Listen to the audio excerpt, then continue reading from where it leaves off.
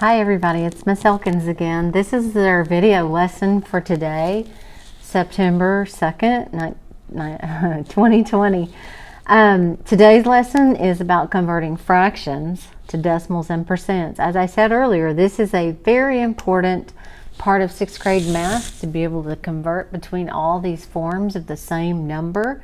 Just to remind you that a fraction, 1/2, also has an equivalent decimal, 5/10, and an equivalent percent, 50%.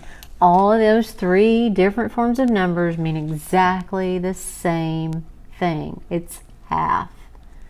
It's two parts and one whole and one part of one whole. Okay, so with that in mind, I want to give you some notes today. I want you to make sure you get out a piece of paper.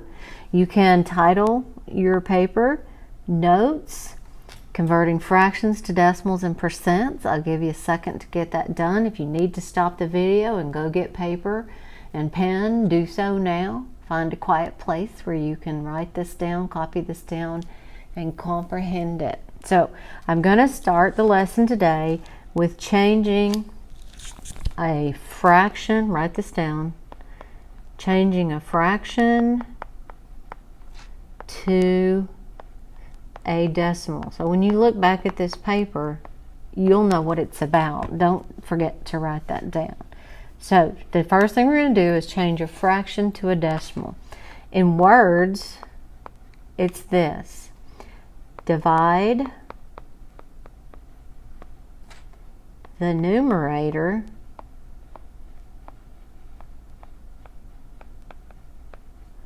by the denominator.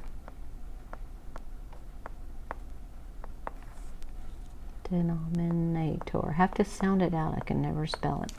Okay, so to change a fraction to a decimal, divide the numerator by the denominator. Remember that the numerator is the top number and the denominator is the bottom number. So some people remember this by using the acronym TIBO. I say TIBO. When I tell you TIBO, what I mean is divide the numerator by the denominator. The way people remember is it's top in, bottom out. TIBO. Top in, bottom out. That means the numerator goes inside, the denominator goes outside, and you divide. That's why it becomes a decimal, because the top number is usually smaller than the bottom number. It may be that you have a top number that's bigger, and that's going to make you a mixed number. But right now, we're just going to talk about proper fractions. So let's make an example. I'm going to take the fraction 1/4 and convert it into a decimal by doing top in. The numerator goes inside, the denominator goes outside, and I do that division problem. And it's obvious that 4 won't go into 1. That's why it's a decimal, because it's not a whole number. So I'm going to put a decimal after that 1, after that numerator, and put a couple of zeros after it. I can put as many zeros after that decimal as I want to. It doesn't change the value of my number. So now we're going to pretend like this is 10, even though that decimal's there. Notice how I put the decimal up top as well. Don't forget that, because your answer will be wrong if the decimal's in the wrong place.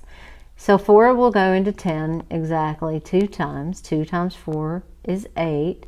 But I have a remainder, and now that you're in 6th grade, you're no longer allowed to have remainders. So you keep adding zeros until you don't have one. So I brought down another 0. 4 will go into 20 5 times evenly, and that means I'm done. So there we are. The decimal for 1/4 is 25/100. That's going to work with any fraction, top in, bottom out, right?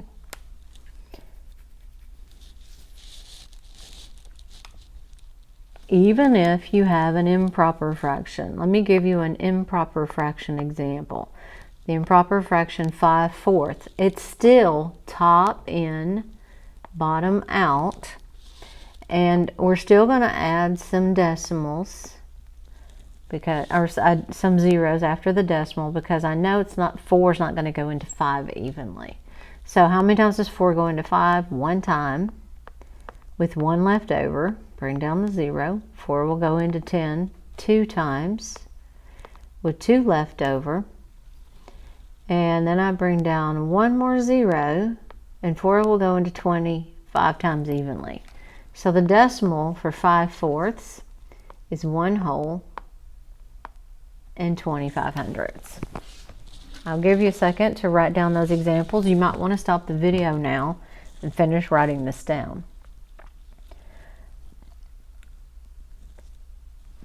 Okay, so I'm going to erase what I've written. Hopefully you stopped the video, or you can rewind it if you need to copy anything else down. And now I'm going to talk about converting a fraction to a percent. So to convert, write this down, a fraction to a percent. That's what we're doing. And in words, we will write these words. To convert the fraction to a percent, you have to first convert it to a decimal. What we just did. Convert the fraction to a decimal by dividing.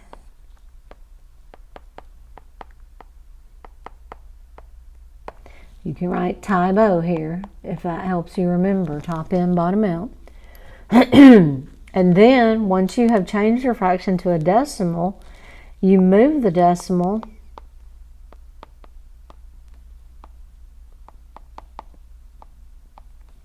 two places to the right. 2 places to the right. Then add the percent sign. Okay, stop the video right now and finish copying this word form down, because you're going to need to go back and look at this. You're not going to have me there in your house to help you remember this. You're going to have to go back and look at your notes. Now that you've written that down, we're going to do an example. So here's our example of changing a fraction to a percent. We just did this a minute ago. 1/4 is the decimal 25 hundredths. You remember it was just a minute ago that you wrote this down. So the decimal 25 hundredths equals 1/4. And to change it, we move the decimal 2 places to the right. So 1, 2, the percent for 1/4 is 25%. Okay, you move the decimal to the end of the number, so you don't need it anymore. You can drop it. You don't need to write 25.0 or anything like that. So that is how you change a fraction to a decimal to a percent. And I'm going to give you one more example of something that's a little bit harder. So let's go with the fraction 3/8. First, we'll change that to a decimal by division. 3 divided by 8. Add a decimal, some zeros. Put that decimal up top. 8 doesn't go into 3.